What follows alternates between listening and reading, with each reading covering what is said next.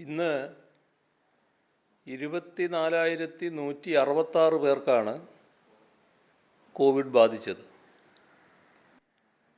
1,35,232 പരിശോധനകളാണ് നടന്നത്.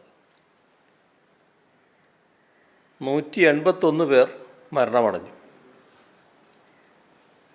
ഇപ്പോൾ ആകെ ചികിത്സയിലുള്ളത് 2,41,966 പേരാണ്. ഇന്ന് 30,539 പേർ രോഗമുക്തരായിട്ടുണ്ട്. മെയ് 24 മുതൽ 26 വരെയുള്ള ദിവസങ്ങളിലെ ശരാശരി ടെസ്റ്റ് പോസിറ്റിവിറ്റി നിരക്ക് 20.4 മെയ് 21 മുതൽ 23 വരെയുള്ള ദിവസങ്ങളിൽ അത് 22.55 ആക്റ്റീവ് കേസുകളുടെ എണ്ണത്തിൽ 12.61% കുറവുണ്ടായിട്ടുണ്ട്. ഒരു ദിവസത്തെ പുതിയ കേസുകളുടെ എണ്ണത്തിൽ 9.03% കുറവുണ്ടായിരിക്കുന്നു.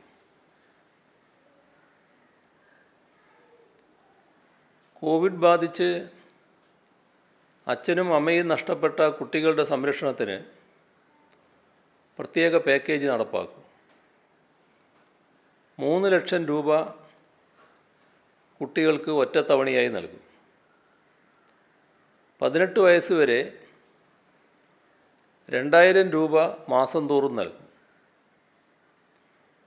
ബിരുദതലം വരെയുള്ള വിദ്യാഭ്യാസ ചെലവ് സർക്കാർ ഏറ്റെടുക്കുവാനും തീരുമാനിച്ചു. പത്തനംതിട്ട, പാലക്കാട്, കോഴിക്കോട് ജില്ലകളിൽ കഴിഞ്ഞ 2 ആഴ്ചയായി മരണനിരക്ക് കൂടുതലാണ്.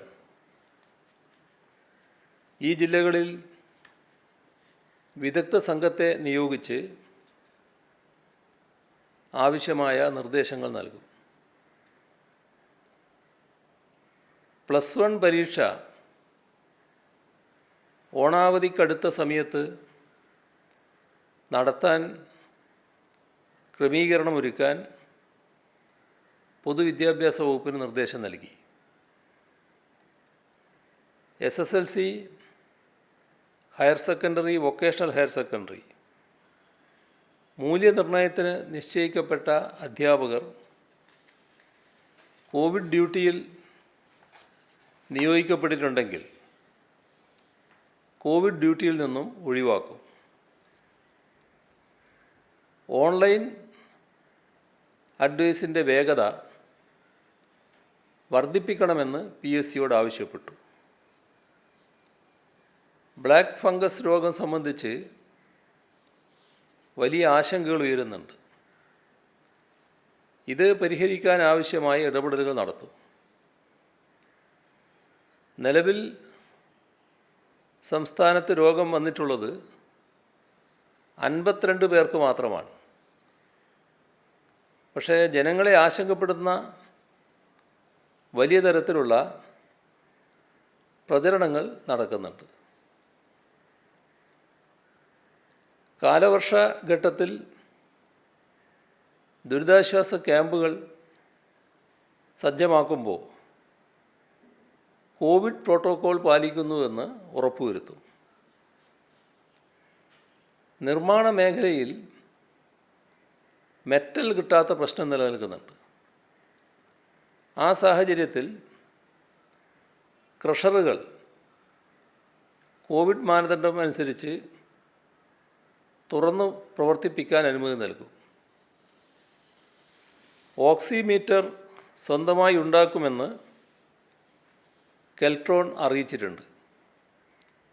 അത് പരമാവധി പ്രോത്സാഹിപ്പിക്കാനാണ് തീരുമാനം. ആവശ്യമായ മരുന്നുകൾ വാങ്ങി നൽകാൻ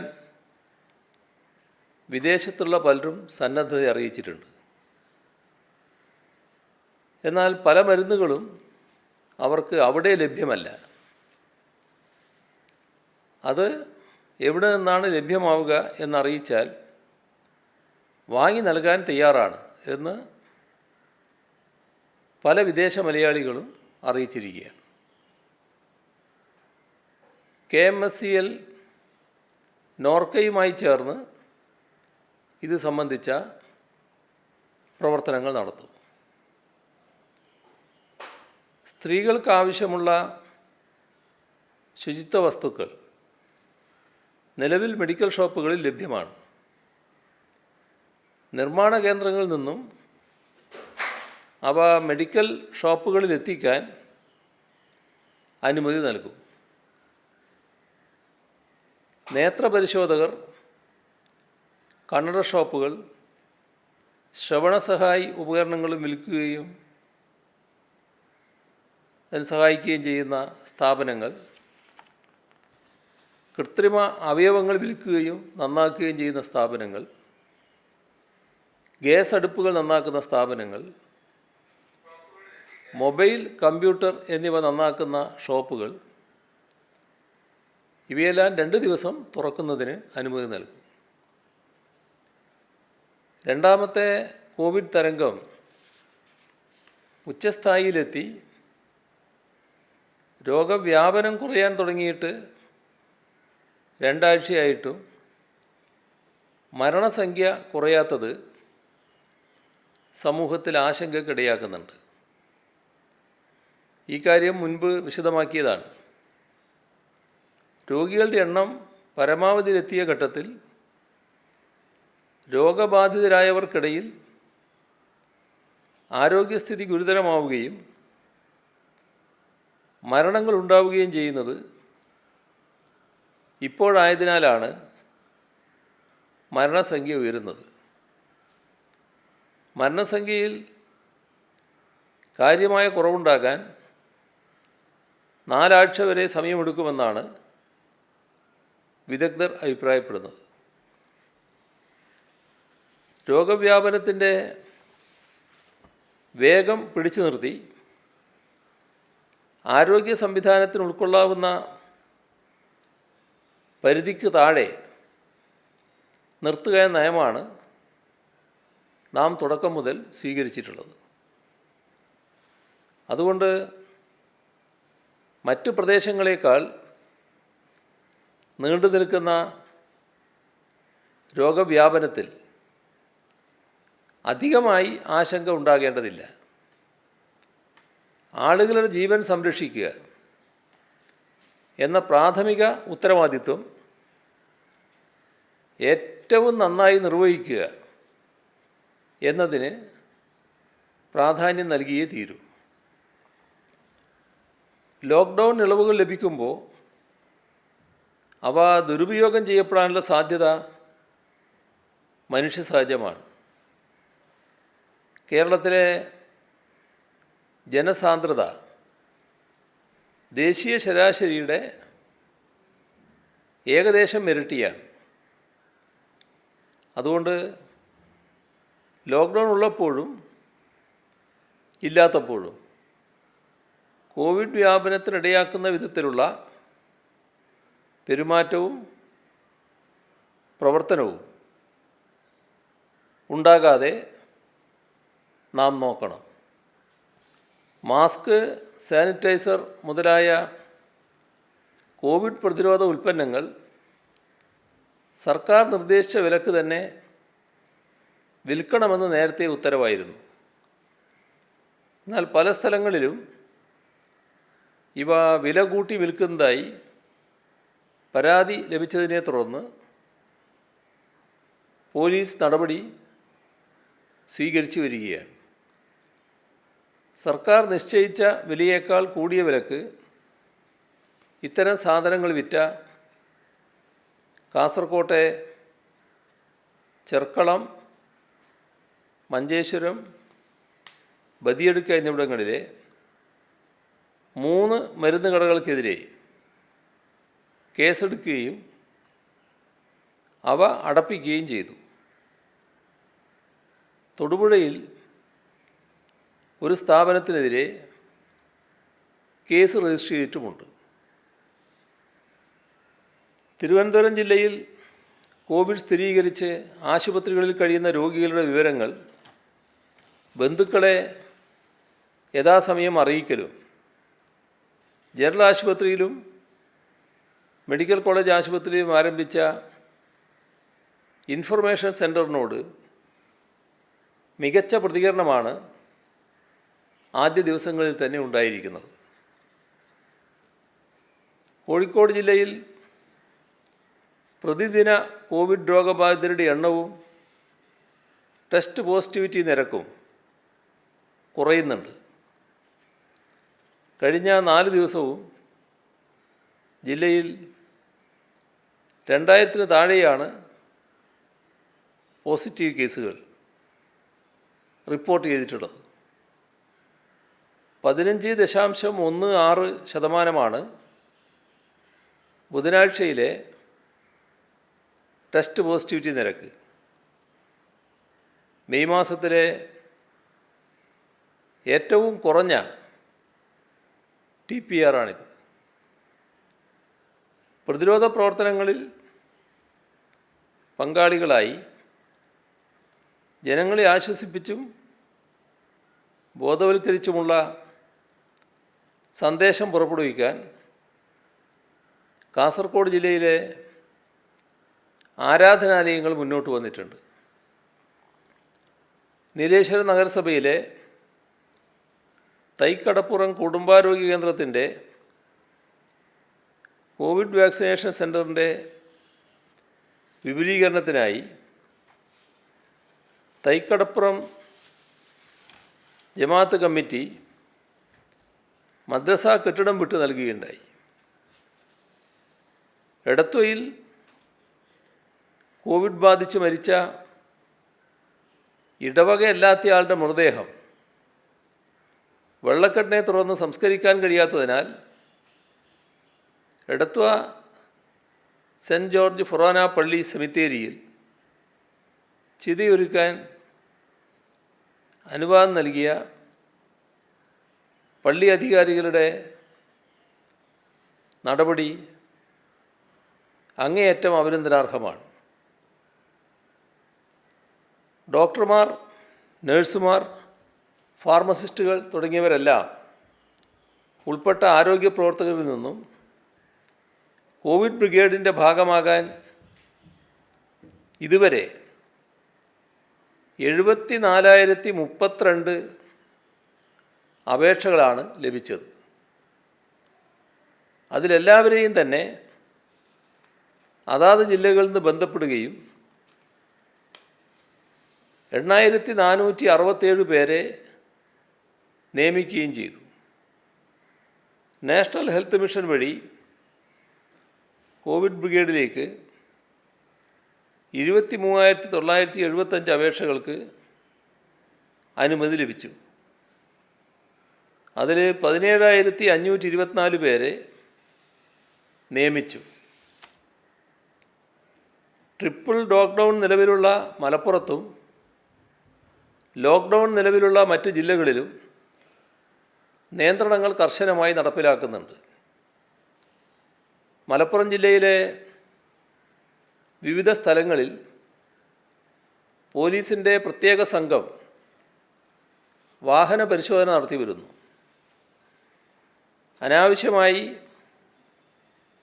ആളുകൾ പുറത്തിറങ്ങുന്നില്ലെന്ന് ഉറപ്പാക്കാൻ ആവശ്യമായ നടപടികൾ പോലീസ് സ്വീകരിച്ചിട്ടുണ്ട്.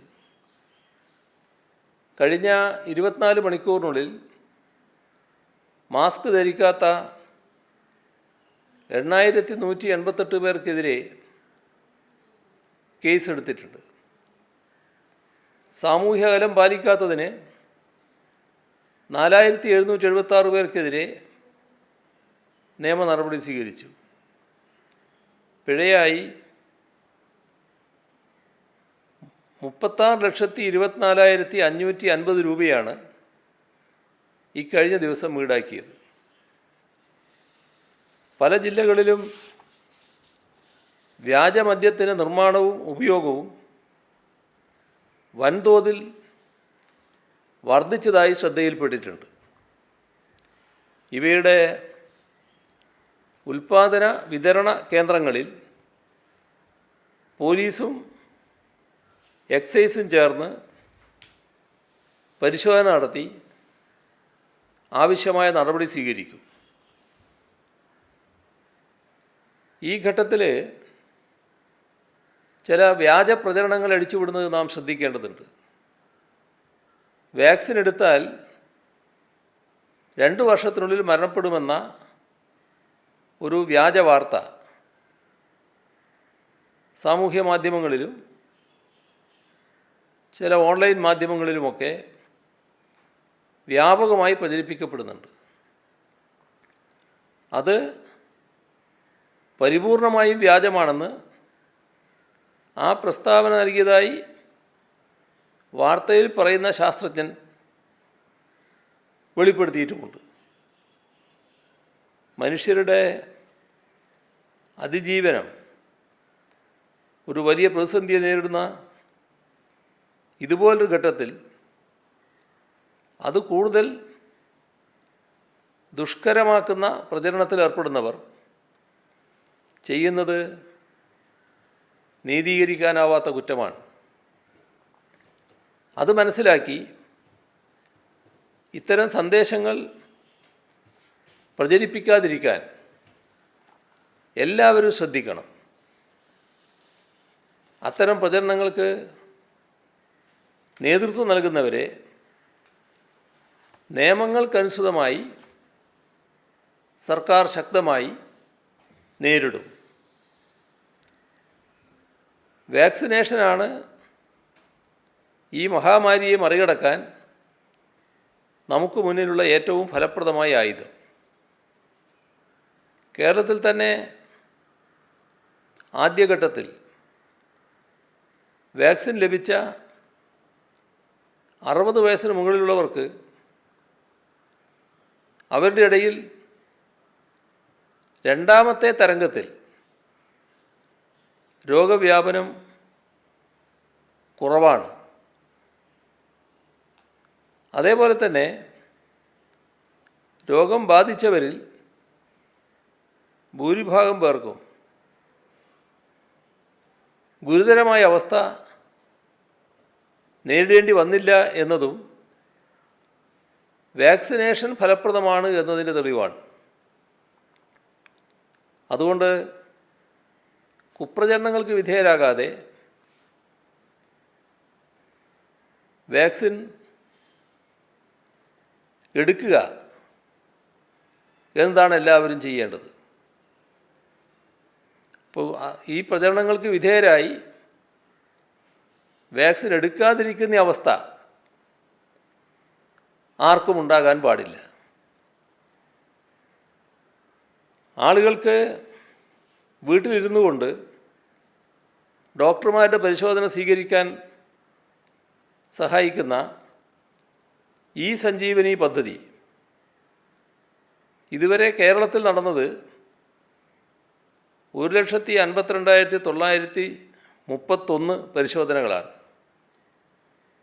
ഏകദേശം 16,026 മണിക്കൂറുകൾ ഇത്രയും പരിശോധനകൾക്കായി ചെലവഴിക്കപ്പെട്ടു.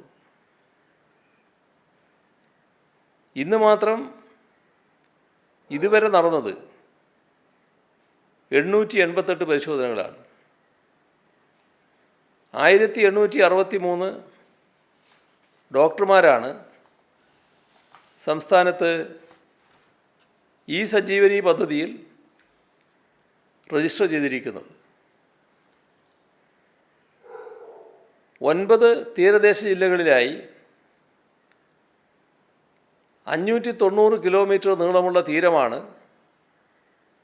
കേരളത്തിനുള്ളത്. കടലാക്രമണം കൊണ്ടും മറ്റും വലിയ തോതിൽ തീരശോഷണം അനുഭവപ്പെടുന്നുണ്ട്. കടൽക്ഷോഭത്തിൽ വിലപ്പെട്ട ജീവനുകൾ നമുക്ക് നഷ്ടമായിട്ടുണ്ട്. തീരദേശ നിവാസികളുടെ വീടുകളും നഷ്ടപ്പെട്ടിട്ടുണ്ട്. ടൗട്ടേ ചുഴലിക്കാറ്റും നാശനഷ്ടങ്ങളുണ്ടാക്കി. SDRFനും NDRFനും അനുവദിക്കുന്ന വാർഷിക തുകയിൽ നിന്ന് സംസ്ഥാനതല ദുരന്തങ്ങളുടെ പശ്ചാത്തലത്തിൽ ജനങ്ങൾക്ക് സഹായം ലഭ്യമാക്കാൻ കേന്ദ്ര സർക്കാരിൻ്റെ അനുവാദമുണ്ട്. 10% വരെയാണ് ആ രീതിയിൽ ഉപയോഗിക്കാവുന്നത്. അതിനനുസൃതമായി തീരശോഷണത്തെ സംസ്ഥാനതല ദുരന്തമായി മുൻപ് തന്നെ കേരളം പ്രഖ്യാപിച്ചിട്ടുണ്ട്. എന്നാൽ കേന്ദ്ര സർക്കാർ അത്തരമൊരു തീരുമാനം എടുത്തിട്ടില്ല. അതുകൊണ്ട് തീരശോഷണം മൂലമുണ്ടാകുന്ന നഷ്ടങ്ങൾക്ക് SDRF, NDRF സഹായം അനുവദിക്കാൻ കഴിയാത്ത സാഹചര്യമാണ്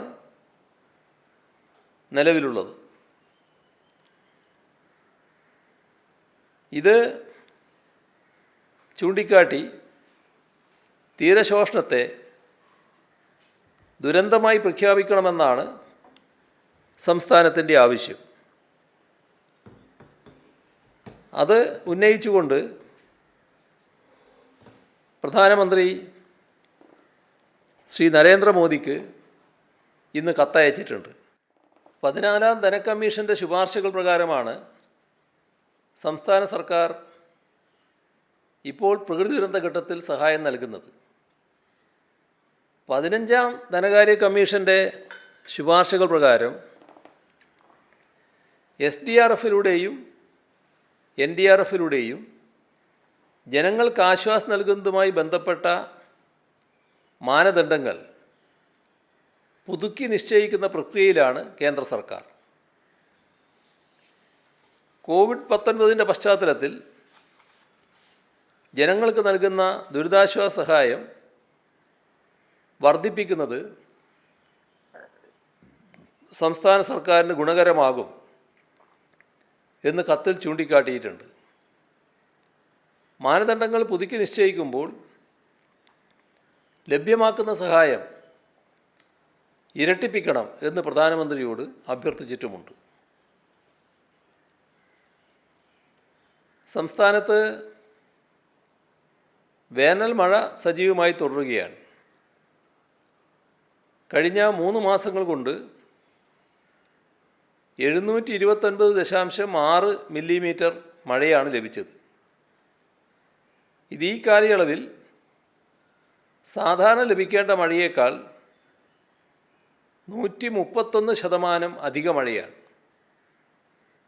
2018 ലഭിച്ചതിലും അധികം വേനൽ മഴ ഇതിനോടകം തന്നെ സംസ്ഥാനത്ത് ലഭിച്ചു കഴിഞ്ഞു. ബംഗാൾ ഉൾക്കടലിൽ രൂപം കൊണ്ട യാസ് ചുഴലിക്കാറ്റിൻ്റെ സ്വാധീനം കാരണം കഴിഞ്ഞ ദിവസങ്ങളിൽ കേരളത്തിൽ മഴ ശക്തിപ്പെടുന്ന സാഹചര്യമുണ്ടായിരുന്നു.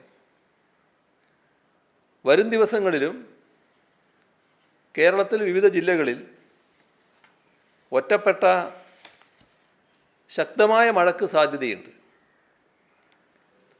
ശക്തമായ കാറ്റും മോശം കാലാവസ്ഥയും ഉണ്ടാകാൻ സാധ്യതയുണ്ടെന്നുള്ള മുന്നറിയിപ്പുള്ളതിനാൽ മെയ് 29 വരെ കേരള തീരത്ത് നിന്ന് കടലിൽ പോകാൻ പാടില്ലെന്ന് കാലാവസ്ഥാ വകുപ്പ് മുന്നറിയിപ്പ് നൽകുന്നു. ഉയർന്ന തിരമാലക്കും സാധ്യതയുണ്ട്. അതുകൊണ്ട് മത്സ്യത്തൊഴിലാളികളും തീരദേശവാസികളും ജാഗ്രത പാലിക്കണം. വിഴിഞ്ഞം പൂവാർ മേഖലകളിൽ മത്സ്യബന്ധന വള്ളങ്ങൾ തകർന്നുണ്ടായ അപകടത്തിൽ കാണാതായ 2 പേരുടെ മൃതദേഹങ്ങൾ തിരച്ചിലിൽ കിട്ടി. ചൊവ്വാഴ്ച രാത്രിയാണ് ഇവർ സഞ്ചരിച്ച വള്ളം ശക്തമായ കാറ്റിലും തിരയിലും വിട്ട് തകർന്നത്. സാങ്കേതിക വിദ്യാഭ്യാസ ബോർഡിന് കീഴിലുള്ള പോളിടെക്നിക് കോളേജുകളിലെ മുടങ്ങിക്കിടക്കുന്ന 5ാം സെമസ്റ്ററിലെ പൂർത്തീകരിച്ച പരീക്ഷകളുടെ മൂല്യനിർണ്ണയം ഉടൻ നടത്തിയും മുടങ്ങിയ പരീക്ഷകൾക്ക് ഇൻ്റേണൽ അസസ്മെൻറ്റ് മാർക്കുകളുടെ അടിസ്ഥാനത്തിൽ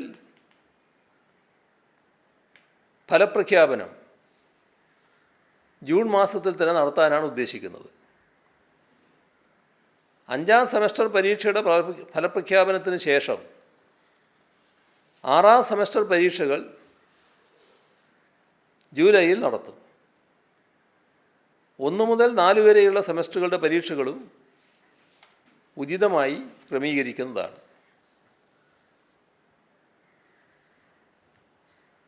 നമുക്ക് ലഭിക്കുന്ന സഹായങ്ങളിൽ അദാനി വിഴിഞ്ഞം തുറമുഖം കമ്പനി 3 കണ്ടെയ്നറുകളിലായി 1012 ഓക്സിജൻ സിലിണ്ടറുകൾ വിഴിഞ്ഞം തുറമുഖത്ത് എത്തിച്ചിട്ടുണ്ട്.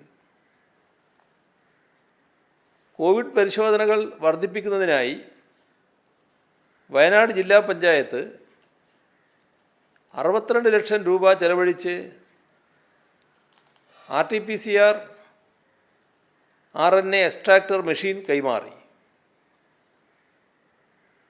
CREDAI Thiruvananthapuram 500 PPE kit, 5000 gloves, 25000 triple layer mask builders association, 4000 N95 മാസ്കും 355 PPE കിറ്റും. ഏഷ്യാനെറ്റ് ഡിജിറ്റൽ നെറ്റ്വർക്ക് 10000 ആൻറ്റിജൻ കിറ്റുകൾ. ഇസാഫ് ബാങ്ക് 400 PPE കിറ്റുകൾ. കണ്ണമൂല ശ്രീനാരായണ ക്ലബ്ബ് 200 PPE കിറ്റുകൾ.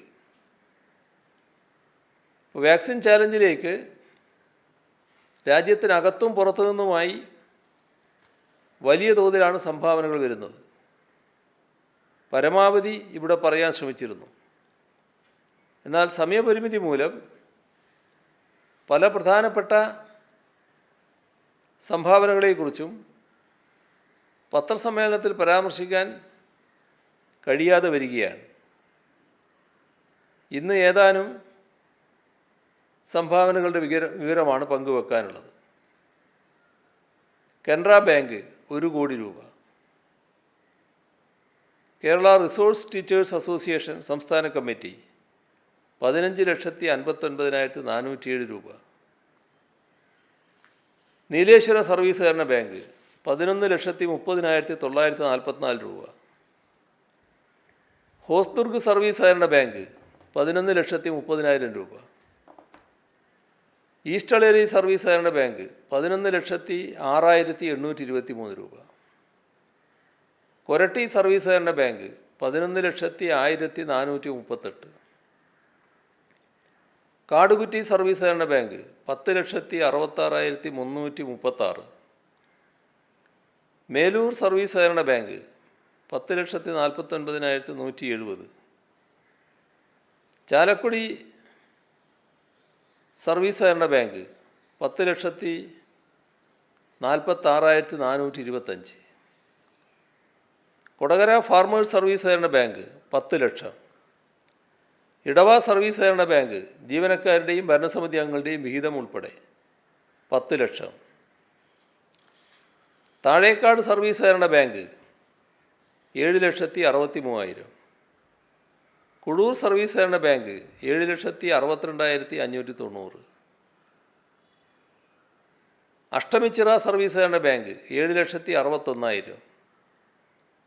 ആളൂർ സർവീസ് സഹകരണ ബാങ്ക് 7,42,726. വെള്ളികുളങ്ങര സർവീസ് സഹകരണ ബാങ്ക് 7,16,100. വരന്തരപ്പള്ളി സർവീസ് സഹകരണ ബാങ്ക് 7,26,247. ഇഞ്ചക്കുണ്ട് സർവീസ് സഹകരണ ബാങ്ക് 7,13,934. അണ്ണലൂർ സർവീസ് സഹകരണ ബാങ്ക് 5,27,250. കോടശ്ശേരി എലിഞ്ഞിപ്ര സർവീസ് സഹകരണ bank 5,10,664.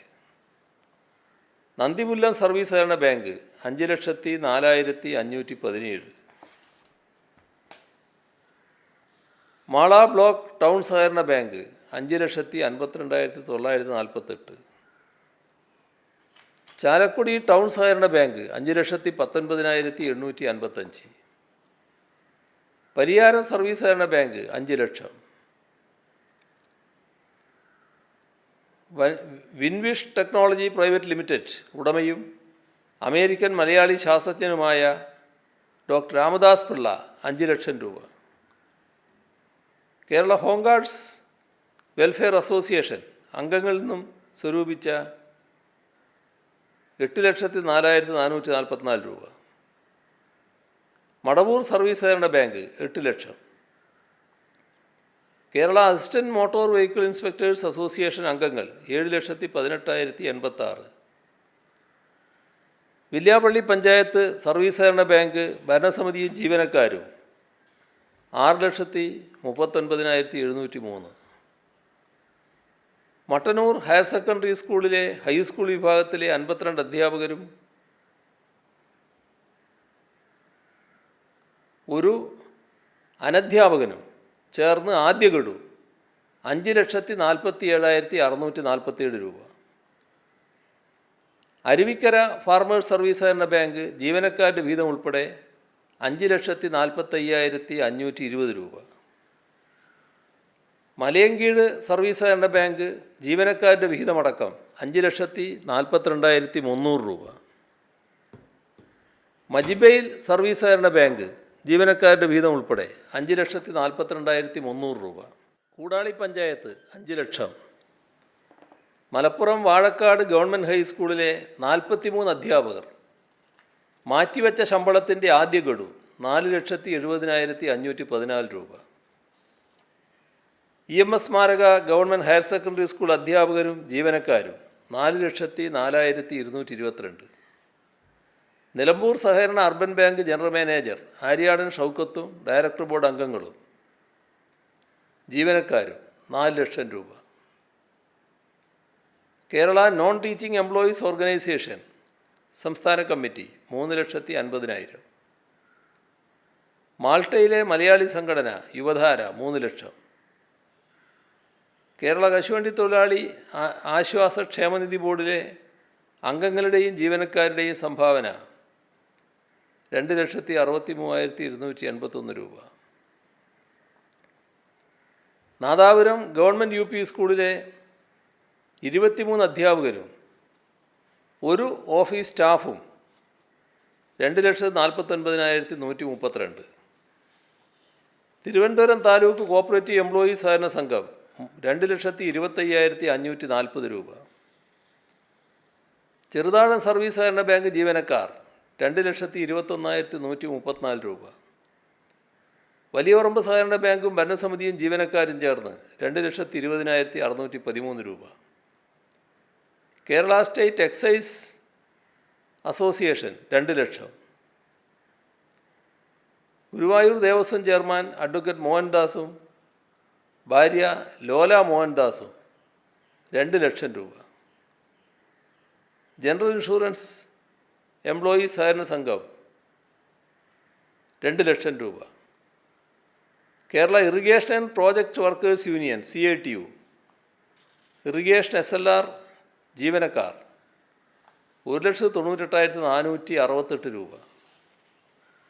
American Malayali law enforcement United president Thampan Joy 1,75,000 രൂപ.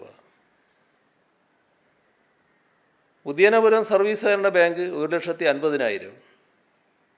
യുവഗായകരുടെ കൂട്ടായ്മയായ നാട്ടിലെവിടെയാ സ്റ്റുഡൻസ് ഗ്രൂപ്പ് 1,08,560 രൂപ. യുവഗായകരുടെ കൂട്ടായ്മ നാട്ടിൽ എവിടെയാ സ്റ്റുഡൻസ് ഗ്രൂപ്പ് 1,08,639. ഗുജറാത്ത് സർക്കാർ സർവീസിൽ നിന്നും വിരമിച്ച കൊല്ലം ഈസ്റ്റ് കല്ലട സ്വദേശി കോശി യോഹന്നാൻ 1 ലക്ഷം. AIYF തിരുവനന്തപുരം ജില്ലാ committee 1 lakh. Manvila agricultural cooperative staff training ഇൻസ്റ്റിറ്റ്യൂട്ടും ജീവനക്കാരും 1 ലക്ഷം. എറണാകുളം പാലാരിവട്ടം സ്വദേശി CT അബ്രഹാം 50,000.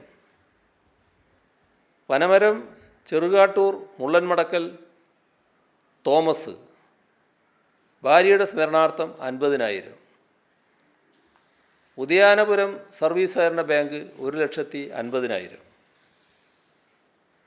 പിരപ്പൻകോട് ദീപ്തി നിവാസിൽ നീതുവിൻ്റെ സ്മരണാർത്ഥം മാതാപിതാക്കൾ 25,000.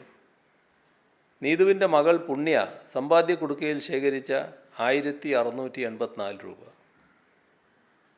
CPIM ഓർക്കാട്ടേരി ലോക്കൽ കമ്മിറ്റി അംഗമായിരുന്ന പടയങ്കണ്ടി രാജൻ്റെ സ്മരണക്കായി കുടുംബാംഗങ്ങൾ 25,000 രൂപ. ബാലരാമപുരം ശുഭലക്ഷ്മിയിൽ സിദ്ധാർത്ഥൻ്റെ മരണാനന്തര ചടങ്ങുകൾ ഒഴിവാക്കി കുടുംബം 25,000 രൂപ. West Kollam government higher secondary school students police കേഡറ്റുകൾ സമാഹരിച്ച 25,000. ബാലരാമപുരം ശുഭലക്ഷ്മിയിൽ സിദ്ധാർത്ഥൻ്റെ മരണാനന്തര ചടങ്ങുകൾ ഒഴിവാക്കി കുടുംബം 25,000. സഹകരണ വകുപ്പ് മുൻ അഡീഷണൽ ഡയറക്ടർ R. മാധവൻ്റെ സ്മരണാർത്ഥം ഭാര്യ Ajitha 25,000. Kozhikode humanity vocational training rehabilitation സെൻറ്ററിലെ വിദ്യാർത്ഥികൾ 22,461. കൊടുങ്ങല്ലൂർ എടവിലങ്ങ് കൊല്ലാട്ട് മുഹമ്മദ് സക്കറിയുടെ ഭിന്നശേഷിക്കാരിയായ മകൾ ഷാന പർവീൻ തനിക്ക് ലഭിച്ച സ്കോളർഷിപ്പ് തുകയായ 20,000. തൃക്കരിപ്പൂർ മുൻ MLA K. Kunhiraman 20,000. Nileshwaram CITU lorry തൊഴിലാളികൾ 20,000. CPIM ശാസ്താംകോട്ട മുൻ ലോക്കൽ കമ്മിറ്റി അംഗം സത്യനാഥൻ പിള്ളയുടെ മരണാനന്തര ചടങ്ങുകൾ ഒഴിവാക്കി കുടുംബം 15,000 രൂപ. കൊയിലാണ്ടി ചെങ്ങോട്ടുകാവ് ഗ്രാമപഞ്ചായത്തിലെ ഇടതുപക്ഷ യുവജന കൂട്ടായ്മ സ്റ്റാലിൻ ബ്രദേഴ്സ് 15,000 രൂപ. മൊറാഴയിലെ PV പാഞ്ചാലിയുടെ 1ാം ചരമവാർഷിക ചെലവിലേക്ക് മാറ്റിവെച്ച 15,000. CPIM വടവന്തൂർ നോർത്ത് ബ്രാഞ്ച് ആക്രി ശേഖരണത്തിലൂടെ കണ്ടെത്തിയ 12,000. മാങ്കാവ് മണലുടി മഹളിലെ ആമിന നൂർ, ഐസ മറിയം എന്നിവർ ചേർന്ന് 10,357. വാഴയൂർ തമ്പുരാൻമലയിൽ രാജൻ സരള ദമ്പതികൾ തൊഴിലുറപ്പ് കൂലിയും പെൻഷനും ചേർത്ത് 10,001. DYFI ആലപ്പടമ്പ ഈസ്റ്റ് മേഖലാ കമ്മിറ്റി പാൽ വിൽപ്പനയിലൂടെ സമാഹരിച്ച 10,000.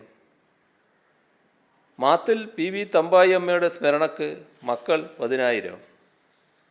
തൃശ്ശൂരിലെ വഴിയോര കച്ചവട തൊഴിലാളി C. Chandran 10,000.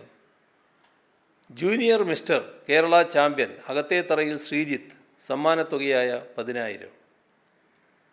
DYFI Mayyil block കമ്മിറ്റിക്ക് കീഴിലെ തറിയേരി, കൂവജിക്കുന്ന്, കട്ടോളി, ചെക്കിക്കുളം യൂണിറ്റിലെ പ്രവർത്തകർ നടത്തിയ കപ്പ ചാലഞ്ചിലൂടെ ലഭിച്ച 10,020 രൂപ. Kottukara PPM higher secondary school commerce 1ാം വർഷ വിദ്യാർത്ഥികൾ 10,000. Mattannur government higher secondary school NSS unit 10,000. KTUC സംസ്ഥാന പ്രസിഡന്റ് കവടിയാർ ധർമ്മൻ പിതാവിൻ്റെ ചരമവാർഷിക പരിപാടി ഒഴിവാക്കി 10,000. മഞ്ഞാലമ്മൂട് ശാരദാവിലാസത്തിൽ മാധവപ്പണിക്കർ, ശാരദ എന്നിവരുടെ സ്മരണാർത്ഥം മക്കൾ 10,000. പോത്തങ്കോട് S. രാജൻ ഭാര്യയുടെ ചരമവാർഷികത്തോടനുബന്ധിച്ച് 10,000. അന്തരിച്ച പൊന്നുകുർശി പെരുമ്പള്ളി വീട്ടിൽ സുബ്രഹ്മണ്യൻ്റെ മരണാനന്തര ചടങ്ങുകൾക്കായി മാറ്റിവെച്ച 10,000. ബത്തേരി മൂലങ്കാവിലെ റബ്ബർ ടാപ്പിംഗ് തൊഴിലാളി ശ്രീധരൻ 10,000. വേങ്ങാട് KK രാജീവൻ്റെ മകൻ സ്വാരാഗിൻ്റെ പിറന്നാൾ ആഘോഷം ഒഴിവാക്കി 5,000. CPIM ലോക്കൽ കമ്മിറ്റി അംഗമായിരുന്ന കുന്നുമ്മൽ ഗോപാലിൻ്റെ ചരമവാർഷിക ദിനത്തിൽ കുടുംബം 3,000 രൂപ. ഇത്രയും വിവരങ്ങളാണ് ഇന്ന് പങ്കുവെക്കാനുള്ളത്.